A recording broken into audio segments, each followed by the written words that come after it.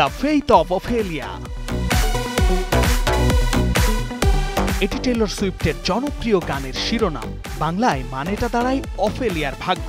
এবার সেই ভাগ্যটাকে পরখ করে দেখেছেন দুই ব্রিটিশ স্কেটার, একজন লাইলা ফিয়ার এবং অন্যজন 7 বারের ব্রিটিশ আইস ডান্স চ্যাম্পিয়ন লুইস কে গিবসন। গানটির সাথে একটি চমকপ্রদ স্কেটিং রুটিন শেয়ার করেছেন, যা ইতোমধ্যেই সোশ্যাল মিডিয়ায় ভাইরাল।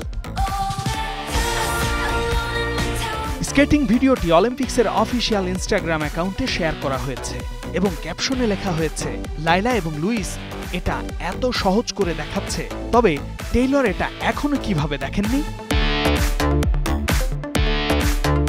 এই রুটিনের মাধ্যমে দুই স্কেটার তাদের অসাধারণ কোরিওগ্রাফি প্রদর্শন করেছেন এবং গানের সুরের সঙ্গে একত্রিত হয়ে বরফের এক নতুন রূপ দিয়েছেন।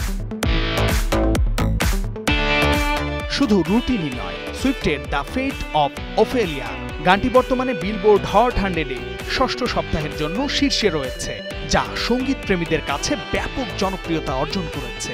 অ্যালবামটি মুক্তির পরেই সর্বকালের সবচেয়ে বড় ওপেনিং সেলস সপ্তাহের রেকর্ডও তৈরি করেছে।